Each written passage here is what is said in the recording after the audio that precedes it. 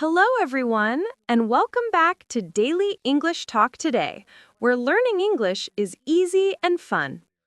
I'm Emma, and this is Jack. We make videos to help you speak English every day. Yes, please like this video and subscribe to our channel. It helps us so much. Today, we are talking about how to use would in English.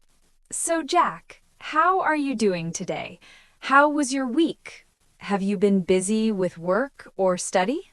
I'm doing pretty well, thanks, Emma. This week was a bit busy, but it was okay. Today I'm just trying to slow down and enjoy the day. How about you? Any plans recently or coming up? I'm doing good too. Yesterday was quite relaxing, and tomorrow I'm planning to spend some quiet time at home. That sounds nice. And when we talk about plans, ideas, and things that may or may not happen, there's one small word that often confuses English learners. Yes, today we're going to talk about the word would. Many learners understand would when they hear it, but they're not confident using it when they speak. So in this lesson, we're going to make would feel easy. No heavy grammar, no complicated rules. Just real English, natural examples, and situations you can really use in daily life. If you enjoy learning English with us, don't forget to like this video, share it with your friends, and subscribe to Daily English Talk Today so we can keep learning together. All right, let's get started. Before we talk about rules or structures, let's slow down a little and just feel the word would, because English is not only about grammar, it's about feeling comfortable when you speak. Yes, that's very important.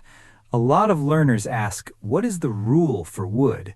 But a better question is, how does would feel when people use it? Exactly. When people use would, the feeling is usually softer. It sounds more polite, more gentle. And very often, it also sounds less certain, not 100% sure. It's like you're leaving some space in the sentence. Right. Sometimes that space is a condition, sometimes it's imagination, and sometimes it's just being nice and polite. Let's compare two very simple sentences. Listen carefully to the feeling. I will help you. That sounds clear and direct. You've decided. It feels strong and certain. Now listen to this one. I would help you. This one feels different. It's softer. It feels like maybe there is a reason or a condition or something in your mind. Yes, it can mean I want to help you, but maybe I can't right now, or maybe something else needs to happen first. So even though both sentences talk about the future, the feeling is not the same. Will feels like a real future you believe in. Would feels like a future you imagine. And sometimes would also helps us look back at the past, at how we thought or felt before. So don't worry about rules yet. Just remember this feeling. Would is polite, soft, not fully certain, and often lives in your imagination. Once you feel that, using would becomes much easier. All right, now let's talk about the most common way people use would in real life. And this one is very useful, especially when you talk to other people every day. Yes, if you want to sound polite and friendly, would is your best friend. Exactly. Let's start with polite requests. Imagine you're in a room and it's a little hot. You could say, "Can you open the window?" That's okay, it's not wrong. But now listen to this. Would you open the window? Ah, that already sounds softer, right? It feels more polite and more gentle. It's like you're giving the other person space to say yes or no. Yes, and that's why people love using would in daily English. You can also say, "Would you help me?" Or "Would you mind helping me?" And these are very natural, very common sentences. You'll hear them all the time. Now let's talk about offers. This is when you want to give something or do something for someone. For example, when a friend comes to your house, you don't usually say, "Do you want coffee?" Instead, you often hear, "Would you like some coffee?" It sounds warmer, more welcoming. And if someone asks you for help, you can say, "I would love to help." That sentence feels kind and positive, not cold or short. One small but very important tip for learners. Would like is very close to want, but it's much more polite. So next time, instead of saying, "I want some water," try saying, "I would like some water." Small change, big difference. Yes, your English will instantly sound more natural. And don't worry about being perfect. Just try using would a little more each day. Okay, now this part is really fun because would is amazing when we talk about imaginary situations. You know, things that are not real right now, but only in our minds. Yeah, exactly. These are the sentences people use when they're dreaming a little or thinking, what if? Right, like when you're busy all the time and you suddenly think, oh, if I had more time. I would travel more. Yes, that sentence feels very natural and very human. Because you're not talking about your real life right now. You're talking about an idea in your head. Let's try another one. If I had more money. I would buy that house. Oh, that sounds nice. Yeah, but again, it's not real at the moment. It's just imagination. And that's very important. When we use would like this, we are not talking about the present reality. We're talking about a possible future that depends on something else. Exactly. Now let's talk about dreams and wishes, because this is where would sounds really warm. For example, I would love to live by the sea. Oh, wow, that sounds peaceful already. Yeah, just imagining it makes me feel relaxed. Or you can say, it would be amazing to work from home. Yes, that's a good one. These sentences are not plans, they're not promises. They're just dreams, wishes, and ideas. So when you use would here, you're inviting the listener into your imagination. And that's why would feels soft, gentle, and emotional. Don't be afraid to use it. All right, now let's change the feeling a little, because this time would is not about dreams or imagination, it's about looking back and remembering. Yeah, this is when you talk about the past, but you're talking about how you saw the future back then. Exactly. For example, maybe someone promised you something before. He said he would call me. Oh, that sentence already has a feeling, right? Yeah, you can almost hear the memory in it. Because at that time, you believed the call would happen. But now you're looking back. Let's try another one. I thought it would be easy. That one feels very real. Yes, because in the past, you really believed it.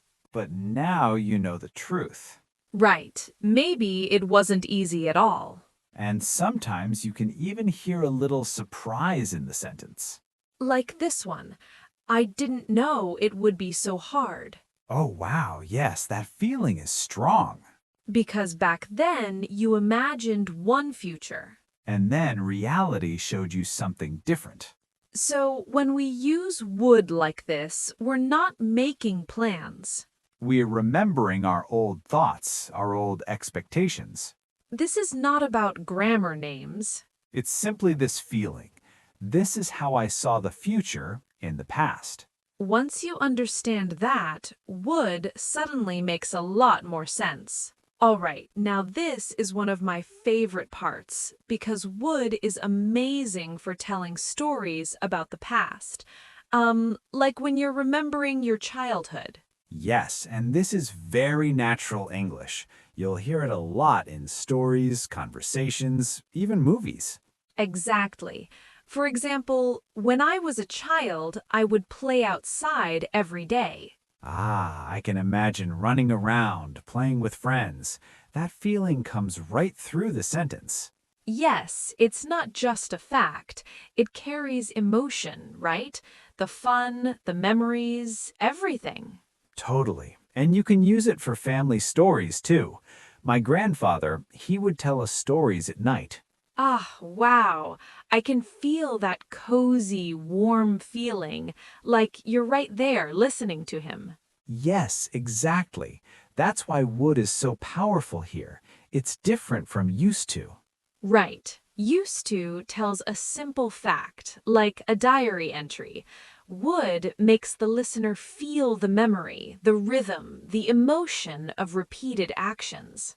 So when you say, I would play outside every day, it's like inviting the listener into your memory. Yes, it's almost like storytelling. Yes, that's good. But in English, there's another trick. We can use would.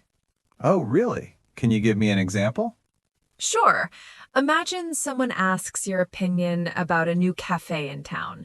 You could say, I think that's a good idea. Okay, but how would work here? You can say, I would think that's a good idea. Ah, I see. That already sounds softer, more, friendly, right? Exactly. It's like you're sharing your opinion without pushing it too hard. Cool. Can we try another one? Let's say someone asks about a new phone and it's a bit expensive. You could say, I would say it's too expensive. Oh, that sounds polite, like I'm giving advice, not judging. Yes, exactly. And sometimes you can even use the negative, like, I wouldn't expect that. Ah, so that's for something surprising or unexpected? Like, oh wow, I didn't think that would happen. Yes, and the feeling is soft, personal, not imposing. I like that. It's like saying, this is my opinion, but it's okay if you think differently. Exactly. That's why would is perfect for expressing thoughts, imagination, or expectations. So anytime I want to sound polite, friendly, or careful with my opinion, I can add would. Yes, that's the key. It's gentle, respectful, and very natural English. Wow, that really makes my English sound much more native, huh? Yes, and the best part, it's super easy to start using today. All right, Jack, let's talk about one of the most friendly and natural ways people use would in everyday English. Do you know what I'm thinking? Is it about likes and preferences? Exactly. It's would love, would prefer, and would rather. Ah, yes, I hear people say that all the time, but I never really understood how to use it naturally. No worries. Let's try a simple example. Imagine your friend invites you to a party. How would you respond if you're excited? I would love to join you. Yes, perfect. You can also say, I'd love to join you. That's exactly the same. Ah, I see. And I'd is just a short version of I would, right? Yes, very common in spoken English. Almost everyone says I'd in daily conversation. Cool. What about prefer? Okay, imagine it's a Friday night and you're tired. Someone asks, do you want to go out? You can say, I'd prefer to stay home. Oh, that sounds polite and honest at the same time. Not rude at all. Exactly. And would rather is very similar. You can say, I'd rather not talk about it. Ah, so that's when you want to avoid something gently. Yes, very natural, very polite, and very soft. Jack, have you ever played that game where you choose between two options? Oh, yes. You mean the would you rather game? Exactly. Like, would you rather eat pizza or sushi? Oh, wow, that's a tough one. I'd rather eat sushi, I think. See? Supernatural.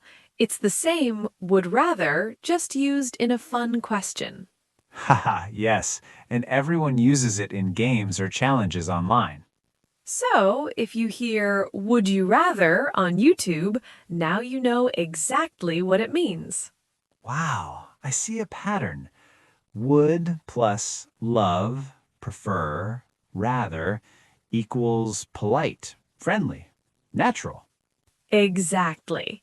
And the more you use it, the more your English sounds like a native speaker. Yes, and it's easy to remember because it's all about feelings and choices, not heavy grammar. Right. So start small. Try saying, I'd love, or I'd prefer, or I'd rather, and see how naturally it flows. I love that. It feels so smooth in conversation. Yes, and that's the magic of would. Okay, Jack. Now let's talk about some mistakes learners often make with would. It's not scary, just a few small things to notice. Ah, I know. I think I've made some mistakes too. Like sometimes I use would for things I'm actually sure about. Exactly. That's one of the most common mistakes. For example, if you're certain about your plan tomorrow, you should say, I will go to the gym, not I would go to the gym. Oh, yes. Using would here makes it sound weird or too soft. Right. Another mistake is forgetting the condition. You know, would often comes with an idea in your mind, something imagined. Ah, like if I had more time, I would travel more. Yes, perfect. If you forget the if part or the condition, the sentence can sound incomplete or strange. So I would travel more alone. Yeah, that sounds a little odd. Exactly. And one more common mistake, using would too rigidly in simple sentences. Like, I would like pizza. That's okay, isn't it? Yes, it's okay, but sometimes learners overthink it and make it sound unnatural. For example, I would eat pizza yesterday. That's not correct. Yes, I see. Overthinking would can make it sound too formal or weird. So, the tip is keep it natural, simple, and think about politeness, imagination, or past perspective. Oh, that makes sense. So would is really flexible, but we have to feel it, not force it. Exactly. Little adjustments like these will make your English sound much more native and smooth. Yes, and don't worry about mistakes too much. Just notice them and try again. That's right. Mistakes are part of learning, and with would, feeling it correctly is more important than perfect grammar. Okay, Jack, now let's quickly review some of the key would expressions we learned today, but in a fun, natural way. Ready? Yes, let's do it. I love reviewing like this, not boring lists. First, we have would like. Can you give me an example, Jack? I'd like some coffee, please. Perfect. And now let's change the situation. Imagine you're at a party. I'd like to meet everyone. Yes, see? Same pattern, different context. Okay, next one, would love. Yes, when you're excited or really want something. I would love to join your trip this weekend. Exactly. Or I'd love to try that new restaurant. Ah, feels more enthusiastic than would like. Exactly. Now, would rather. I'd rather stay home tonight. Perfect. And if we turn it into a fun question? Would you rather eat pizza or sushi? Yes, exactly. Super common in games or YouTube videos. Okay, next, would help. Right, when you want to offer help politely. I would help you with your homework. Yes, or I'd help you move this weekend. Very natural. Got it. And finally, would be. Yes, for imagining or describing something. It would be amazing to travel by train across Europe. Perfect. Or it would be great to meet everyone at the party. Wow, just repeating these in different situations really helps remember them. Exactly. That's the daily English talk way. Not memorizing rules, but feeling them in real-life contexts. Ah, I like that. Makes learning would much more natural and fun. Yes, and the more you practice like this, the more confident you'll feel using would in your daily English. All right, Jack, before we finish, let's do a quick summary of everything about would today. Ready? Yes, let's go. I love summaries like this. Quick and fun. Okay, first, we learned how would can make sentences polite, soft, and friendly, like I would love, I would like, or I would help someone. Right, and we also saw would rather both for statements and fun questions like would you rather eat pizza or sushi? Exactly.